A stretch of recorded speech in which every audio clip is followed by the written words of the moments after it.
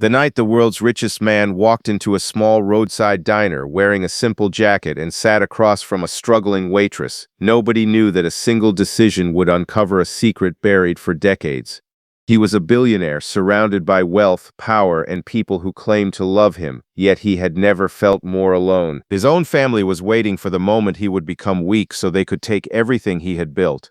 But the poor young woman serving his coffee would soon become the one person who could destroy their entire plan. If you believe that kindness, second chances, and unexpected blessings can change someone's life, take a moment to like this video, share it with someone who needs hope, and subscribe to our channel for more emotional stories that remind us about the power of humanity.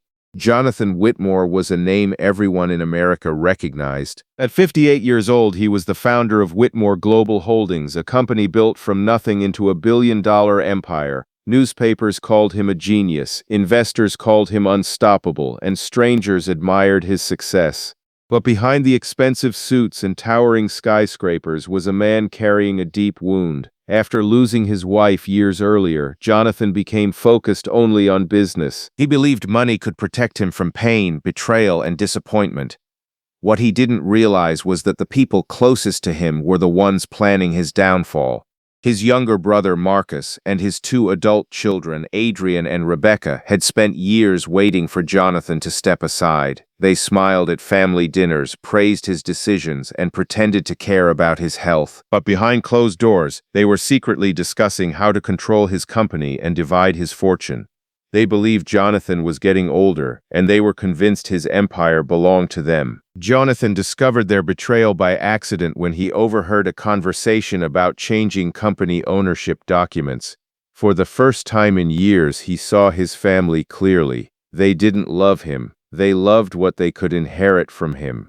Heartbroken and angry, Jonathan decided to test them. He needed someone outside his world, someone they would underestimate completely, someone who could enter his family circle without appearing like a threat. That was when he met Grace Bennett. Grace was a 24-year-old waitress working double shifts at a small diner in Ohio. She lived in a tiny rented apartment, struggled to pay her bills, and often skipped meals so she could save money for her younger brother's education. Despite her difficult life, Grace treated every customer with warmth. She remembered people's names, listened to their problems, and offered kindness even when she had nothing to give. One rainy evening, Jonathan entered the diner after a long day of dealing with his family's betrayal. He sat quietly in the corner, watching Grace help an elderly customer who couldn't afford his meal. Instead of embarrassing him, Grace secretly paid for his food. Jonathan was stunned. In his world, people fought over millions, but this young woman was giving away what little she had. He began visiting the diner regularly. He learned about Grace's struggles, her determination, and her belief that a person's value was not measured by money. Eventually, Jonathan offered her an unusual opportunity. He asked her to pretend to be his personal assistant and accompany him to family events. He told her that he needed someone trustworthy to expose the greed surrounding him. Grace was hesitant. She had never entered a world of luxury before. She feared being judged by wealthy people who would see her as someone beneath them. But Jonathan promised her that she would never have to pretend to be someone she wasn't. When Grace arrived at the Whitmore mansion for the first time, everyone immediately underestimated her. Marcus laughed quietly when he saw her simple clothes. Rebecca whispered that Jonathan had clearly lost his mind. Adrian assumed she was just another person trying to get close to the family fortune. But Grace remained calm. She noticed things others ignored. She saw how employees were treated, how family members spoke when Jonathan wasn't listening, and how quickly their fake smiles disappeared when they thought nobody was watching. Over the next few weeks, Grace helped Jonathan uncover evidence of his family's plans. She found hidden financial documents, suspicious company transfers, and messages proving that Marcus and his children were preparing to take control of Whitmore Global Holdings. But while investigating, Grace also discovered something that changed everything. Inside an old family archive room, she found documents connected to Jonathan's late wife, Caroline. Among those papers was a sealed letter mentioning a baby girl who had been separated from the family decades earlier after a tragic accident. The documents contained a name, Grace Bennett. Her hands trembled as she read the truth. Years ago, before Jonathan became the billionaire he was today, Caroline had secretly helped protect the child of her closest friend, who had passed away unexpectedly. That child was Grace's mother. Due to a legal misunderstanding and years of lost records, Grace had never known about her connection to the Whitmore family. The shocking truth was that Grace wasn't just a poor waitress. She was the rightful heir to a hidden part of the Whitmore family legacy. Jonathan was devastated. The woman he had hired to fool his greedy family had unknowingly been the person with the strongest claim to everything they wanted. But Grace didn't care about the money. She was more concerned about why she had spent her entire life struggling while people connected to her had lived in luxury. Jonathan realized that the greatest injustice wasn't about wealth, it was about a young woman who deserved to know where she came from.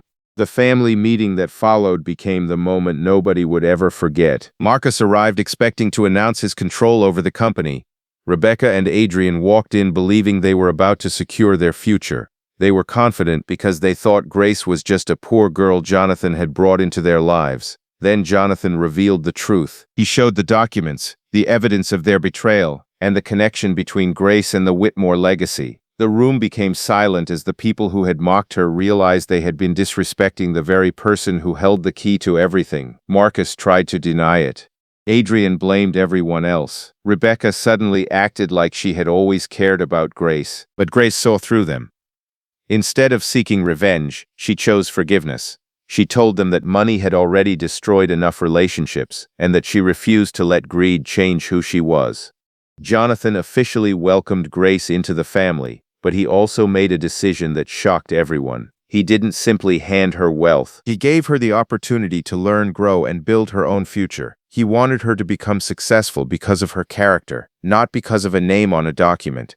Months later, Grace transformed the company's charity division, creating programs to help struggling families, students, and people who had been forgotten by society. She remembered what it felt like to have nothing, and she used her new position to make sure others received the kindness she once needed.